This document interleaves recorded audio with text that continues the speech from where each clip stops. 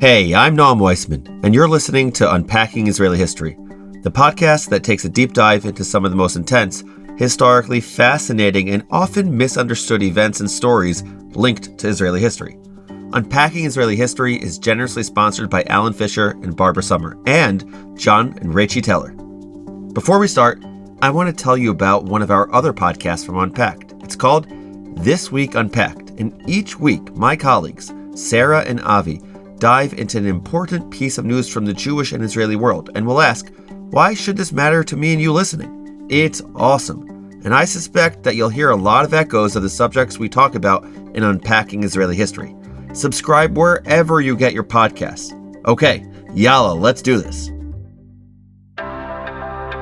אנו מכריזים בזאת על הקמת מדינה יהודית בארץ ישראל. היא מדינת ישראל. We, the people of Israel, are prepared and anxious to meet the representatives of our neighbors without any preconditions. There are people in Israel and elsewhere say it's impossible to make peace between the Arabs and Israel or the Jewish people. I think they are wrong. If I asked you to pause, close your eyes, and visualize a Jew in your head, what would you picture? Some of you might be picturing a Hasidic man with long peyot, with tzitzit hanging out. Some of you are picturing a soldier of the IDF wearing her green uniform and beret, proudly saluting the Israeli flag. And some of you might even picture me. I know it's a podcast, so you can only hear me, but I've been told that I look pretty Jewish. I'll take that as a compliment. But I'll bet you one thing. Telling someone they look Jewish falls somewhere between naive and ignorant and moronic and nonsensical. I also am pretty confident about something else. When I asked you to visualize a Jewish person in your head, none of you started picturing someone black. Well, we're here to complicate this narrative for you, to encourage everyone to do the very necessary work of changing how we see things. The truth is that the Jewish community is way more ethnically diverse than we might imagine. The 2020 Pew Research Center released their latest findings about the American Jewish community and found that about 1 in 8 Jews and 1 in 6 Jews under 30 years old identifies as Hispanic, Black, Asian, or just generally not white. And in Israel, it's even more diverse. As of 2019, 2 years ago, only 44% of Israel's Jewish population identified as Ashkenazi. Take that in. A full 56% identify as Mizrahi, Sephardi, and more. There are amazing stories about all of these different communities, and hopefully, over the course of Unpacking Israeli History, we'll be able to dive into each of them. But in this episode, I want to explore the incredible story of Israel's Ethiopian community called Beta Israel, or Beit Israel. This group of Jews trace their own community story all the way back to the times of the prophets, to the reign of King Solomon. Now, the story of Beta Israel is actually incredible.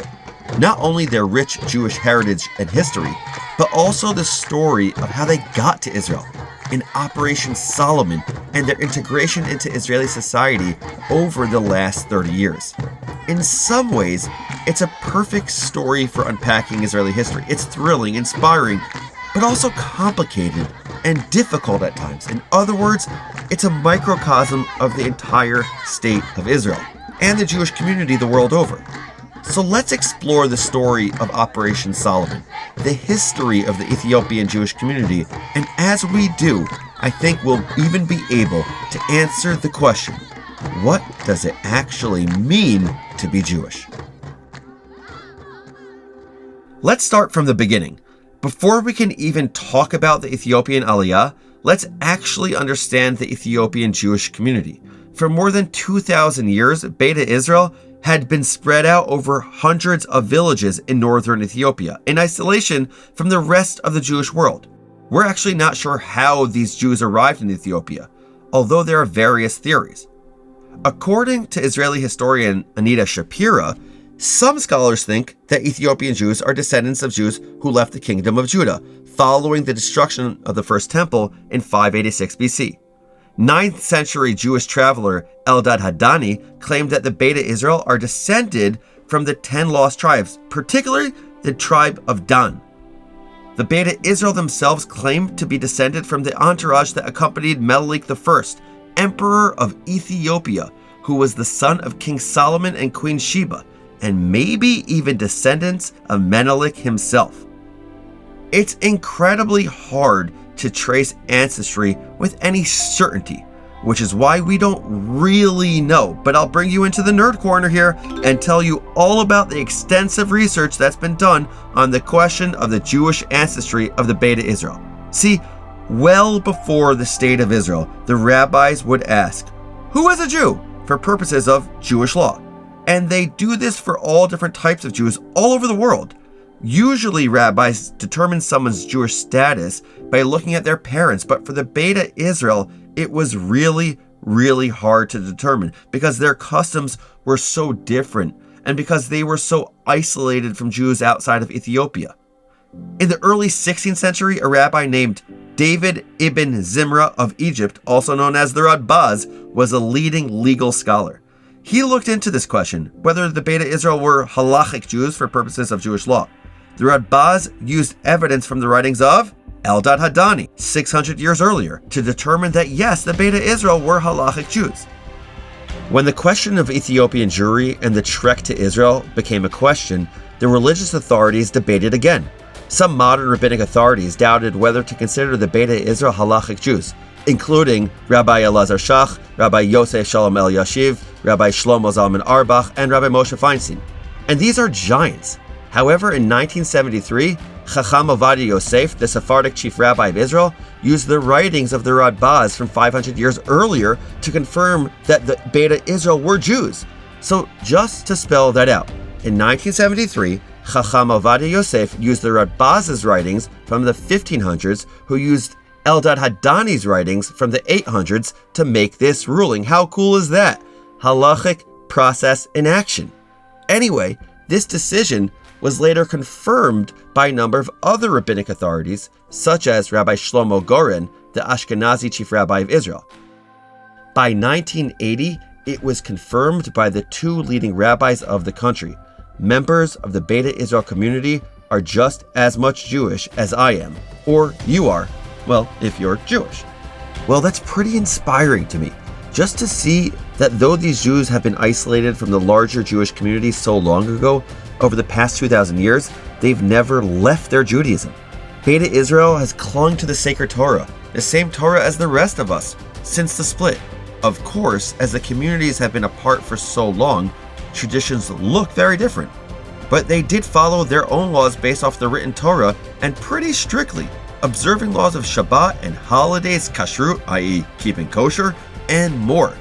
By the way, follow me back to the nerd corner one more time, because I want to share with you one of my favorite and fascinating differences. Growing up, my family had our regular dishes and pots and pans, one set for dairy and one set for meat. But before Passover, we would box up all of our regular kitchen things and put them in the basement and bring up our special Passover dishes, which could never touch bread. Well, I actually remember standing around a lot, maybe not helping so much, watching NBA on NBC on my parents' 14-inch TV in the kitchen as Michael Jordan tore up the Knicks or anyone else in his way. Well, maybe your family does the same thing. However, many Ethiopian Jews have a different custom. Instead of separate dishes before Passover every year, many Ethiopian Jews break all of their dishes and all of their cookware and make new ones before the holiday to be used for the rest of the year. This celebrates renewal and the beginning of a new year. Pretty incredible. So let's come back to the story. There was one more essential part of the Judaism of Beta Israel, which connected them to other Jewish communities around the world, even while they were geographically separated. Which is that for the past 2,000 years, since the Jewish exile from the Holy Land, Ethiopian Jews have been praying to return to the land of Israel. In fact, there's an incredible story I gotta share with you. 100 years before the modern state of Israel was established, before Herzl, before the Zionist Congress, in the mid-1800s, a group of thousands of Ethiopian Jews attempted a mass aliyah. This group was led by their religious leader, a man named Abba Mahari, who had a dream in which God told him, in no uncertain terms, that it was time for him to return to his homeland. He convinced thousands of followers to join him for this aliyah, but tragically, their attempt failed, and the group was forced to turn around and return to Ethiopia. But I think this story is important because it proves that the spark, the yearning for Israel, was absolutely a critical piece of the Judaism for the Beta Israel. And it kind of demonstrates that the yearning for returning to the Jewish homeland was not just some European concoction. But here's what's crazy. So many Ethiopian Jews thought they were the only ones. They didn't know that there were other Jewish communities scattered around the world, longing for the same thing. Only in the second half of the 20th century, after the modern state of Israel was established, did they even make contact with these other communities and realize that we were all yearning for the same thing. So now it's all coming together. The Beta Israel want to move to Israel, and Israel, after confirming their Jewish status, is eager to welcome them. Well, okay, I don't want to whitewash the story here. The truth is, not all Israelis supported the aliyah of the Ethiopian Jewish community. As the debate raged on about whether the Beta Israel were Jewish, there was another debate about whether the Beta Israel would be, let's say, a good cultural fit. In 1980, Yehuda Dominitz, then Director General of the Jewish Agency's Department of Immigration and Absorption, said something that's honestly a little hard for me to say out loud. He declared that taking a falasha out of his village is like taking a fish out of water. I'm not in favor of bringing them to Israel. Nevertheless, Ethiopian Jews persisted. They had wanted this for so long, and truthfully, Ethiopia wasn't exactly at its best at this time either, with civil war, widespread famine, and most important, an increase in persecution of the small Jewish community. So, many decided it was finally time to escape the hardship and move to Israel. The stage is finally set for Ethiopian Aliyah to begin. It started off small, with only about 500 moving to Israel from the founding of the state until 1979. But starting in around 1980, Aliyah activists and agents of the Mossad, Israel's national intelligence agency, recruited the Beta Israel to come to Sudan, assuring them that from there, they would be able to bring them to Israel. Buoyed by that promise, 12,000 Ethiopian Jews trekked through the desert to Sudan, and 4,000 tragically lost their lives from malnutrition, disease, and violence along the way. When the remaining 8,000 arrived in Sudan, they expected to be brought over to Israel, but unfortunately it took a few years while the Beta Israel languished, continuing to face anti-Semitism in refugee camps in Sudan. Finally, in 1984 and 1985, Israel, the CIA, and the Sudanese government partnered in Operation Moses and Joshua and brought these Jewish refugees to Israel. So by 1985, unfortunately, we haven't made such progress. Yes, a few thousand Ethiopians have managed to get to Israel, but meanwhile, tens of thousands of Ethiopian Jews remain stuck in war-torn Ethiopia. Israel was trying to help them escape for a variety of reasons, including pressure from communist regimes who held a lot of power over the Ethiopian government. They were stuck. Finally, in 1991, following the collapse of communism and a simultaneous regime change in Ethiopia, there was an opportunity for action. In May 1991, a lot of moving pieces, including the Israeli military, the Jewish Agency for Israel, and the Jewish Federations of North America, and I'm sure others that I'm missing, all came together in a massive covert operation called Operation Solomon.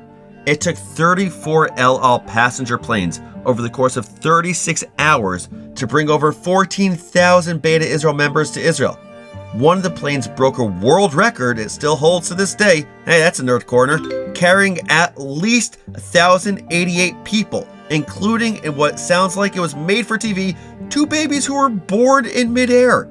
And they're not the only ones. All told, 8 children were born during the airlift process of Operation Solomon. Even as I say these words out loud, I shake my head at the symbolism of that. It's absolutely insane. At this point, after the successful Operation Solomon, it feels like we're finally there. Almost all of Ethiopian Jewry had made it to Israel. They finally fulfilled that millennia-old dream of Aliyah. And after Operation Solomon wrapped up in 1991, Israel thought they were basically done, that almost all of the Ethiopian Jews had been brought to Israel. But here's the thing. There's actually more to the story. Suddenly, thousands of other Ethiopians began to petition Israel to make Aliyah as well. And this group, well, it was a bit more complicated. Remember how we talked about how there was a bit of a controversy about whether the Beta Israel community were authentically Jewish? Well, this second group, known as the Falashmura, had even more questions surrounding them. See, the Falashmura had been part of the Beta Israel community, and if they had stayed in the community, there wouldn't have been any issues with their Aliyah. But then, in the 19th and 20th centuries, some due to proselytizing and some under duress, they converted to Christianity. Because of their Beta Israel ancestry, the Falashmura believe they have just as much of a right to return to Israel as the Beta Israel themselves. But because they had converted, the mainstream Beta Israel community didn't consider them authentic Jews. They actually petitioned for Israel not to accept them. So for decades, Israel wouldn't recognize the Falashmura as Jews, and they weren't eligible for immigration and citizenship under the law of return. After years of debate in Israel, in 2002, in a fascinating legal decision, Chacham Ovadia Yosef, the Sephardic chief rabbi of Israel, who we talked about earlier, officially declared that the Falashmura had converted out of fear and persecution, and therefore they should be considered Jews. The Israeli government subsequently decided to admit the Falashmura to Israel. However, unlike the Beta Israel community, this came with a small asterisk. See, the Beta Israel Olim were considered Jews, full stop. But the Falashmura, to be allowed to move to Israel, had to commit to undergoing Orthodox religious conversions, because there was a little more doubt. They weren't the first community to be given this asterisk, by the way. For similar reasons, many Russian Olim are also not recognized as halachic Jews according to the Israeli government. In any case, though many didn't like it, the vast majority of the Falashmura readily agreed to this provision, and thousands of Falashmura have made Aliyah in the last 20 years. So now let's take a step back and take stock. At this point, when I think about it, the mass Aliyah from Ethiopia is nothing short of remarkable, and dare I say, and I'll say it, miraculous. In 1983, there were only a few hundred Ethiopian Olim, and today over 130,000 Ethiopian Jews live in Israel. In the last 30 years, almost all of the Ethiopian Jewish community have finally fulfilled their centuries-long dream to return to the land of Israel. So how's it going? How has life been for the Ethiopian community in Israel? Well, let's start with the positive. I like starting there. Generally, Israel was psyched to accept these new immigrants. According to a poll taken a week after Operation Solomon, a full 82% of Israelis said they were willing to accept a lower standard of living if it would help absorb the new immigrants. That self-sacrifice is pretty astounding. And in the 30 years since then, we've seen an incredible amount of successful integration. There have been Ethiopian immigrants and children of immigrants in leading political positions like Penina Tamano-Shata, who became the first Ethiopian government minister, serving as the Minister of Immigrant Absorption. In 2012, Israel appointed the country's first Ethiopian-born ambassador, Blinish Zavadia. And Ethiopian Israelis have also risen through the ranks of the military, which is a huge marker of integration in Israel. In December 2018, an Ethiopian Israeli soldier became the Israeli Air Force's first pilot of Ethiopian heritage. And in 2016, 2 years earlier, Dr. Avraham Yitzchak became the first Israeli of Ethiopian heritage to hold the rank of colonel in the IDF. The Ethiopian music scene has also been attracting greater attention in Israel. In February 2020, Eden Alena became the first Israeli of Ethiopian descent chosen to represent Israel at the Eurovision Song Contest. And in May of this year, she performed her song, Set Me Free. The popular Idan Reichel project, often featuring Ethiopian musicians, has also helped bring Ethiopian music into the Israeli mainstream. I wish I could stop here, say it's been a perfect transition and the end, but that would be called mythical Israel, not real Israel. And if you're in the world of Israel education and not Israel advocacy, you know that's a big no-no. In the real world, life is never that simple. The community's transition into Israeli society hasn't been as seamless as we all might have hoped. And even today, the integration of Ethiopian Jews continues to have its challenges. Yes, the Ethiopian community was generally welcomed, and received government and societal assistance with basic necessities like healthcare, housing, employment, and education. But for years, Ethiopian Israelis have been trying to call attention to difficulties within their community and what many of them believe to be systemic racism within Israeli society. It's undeniable that Beta Israel are statistically more likely to live in poverty, have fewer opportunities, and often go to schools with less funding. On top of that, there is subtle or maybe even not so subtle discrimination. For instance, the Israeli newspaper Ma'ariv revealed in 1996 that the Israeli National Blood Bank had regularly been destroying blood donated by Ethiopian Israelis because of their concerns for HIV.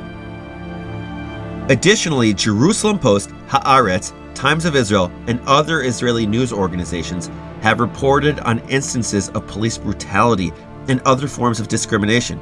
According to community activists, Ethiopian Israelis are disproportionately overrepresented in arrests and indictments, and in recent years, several Ethiopian men have been killed by police officers.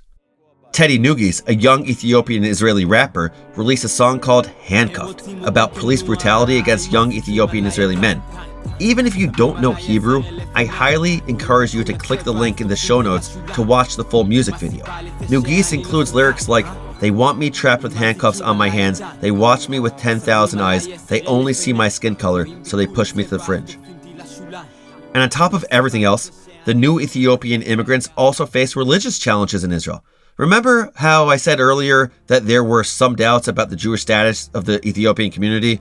Well, unfortunately, some Israelis continue to question whether Ethiopian Jews are really Jewish. In 2018, only 3 years ago, it came out that Barkan Winery, one of the country's premier winemakers, had banned all Ethiopian Israeli employees from coming close to the wine because of doubts about their Jewish status. It was a pretty upsetting story, and understandably, many of us found it disturbing and frankly racist. However, I personally am heartened that very quickly the Israeli leadership, from rabbis to politicians, quickly and harshly condemned the winery. Israel's Sephardic chief rabbi Yitzchak Yosef, the son of the late Rabbi Ovadia Yosef, came out strongly saying there is no excuse for issuing such instructions other than pure gizanut, pure racism. Israel's president at the time, Reuven Rivlin, called it a serious injustice, and the Speaker of the Knesset, Yuli Edelstein, tweeted, "I have a hard time imagining a Jew who would refuse to drink wine produced by Jews of Ethiopian descent. Racism is shameful." Barkan Winery quickly backtracked, but the small doubts have continued to percolate in Israeli society. In late 2019, Israel's Chief Rabbinate Council even had to reissue a ruling reinforcing that the Ethiopian Jews are in fact Jewish, because again, they are. Now, here in America, we've also been having a recent racial reckoning.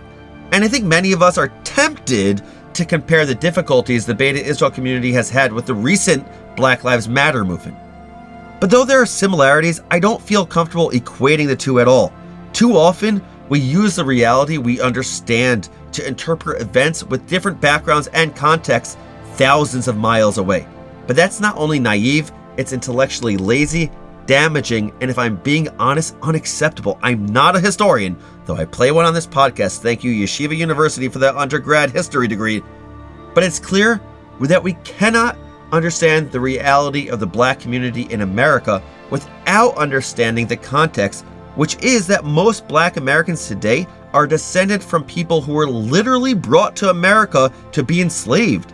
Generations later, that legacy informs the conversation and the reality. But in Israel, it's different. Ethiopian Jews proactively made the decision, the choice, to come to Israel, to be members of Israeli society. And the Israelis living there proactively were excited about their brothers and sisters joining the Israeli party. That's a huge, critical difference, and it has to impact the way we understand the integration today. Ultimately, the story of Operation Solomon is not a story of white Europeans swooping in to save the day for Black people. It's not that Israel is the subject and the Ethiopians were the object. The real and much more compelling story is that the Aliyah of Ethiopian Jewry is the story of the Beta Israel yearning to and finally being able to return to their homeland. And the state of Israel, a Jewish state with autonomy and sovereignty, was the conduit to help finally make it happen. So that's the story of Operation Solomon and the Ethiopian-Israeli community. Here are your 5 fast facts. Number 1, the Beta Israel community has existed in Ethiopia for at least 2,000 years, and that entire time, like the rest of the Jewish world, they always yearned for a return to the homeland of Israel. Number 2, Ethiopian Jews were so desperate to make Aliyah that 12,000 of them trekked by foot through the desert to Sudan, where they were placed in refugee camps and continued to face anti-Semitic persecution. Through Operations Moses and Joshua, they were finally airlifted to Israel in 1985. Number 3, in 1991, a covert Israeli military operation known as Operation Solomon brought over 14,000 Beta Israel Jews to Israel over 36 hours. Number 4, in 1983, there were only a few hundred Ethiopians in Israel.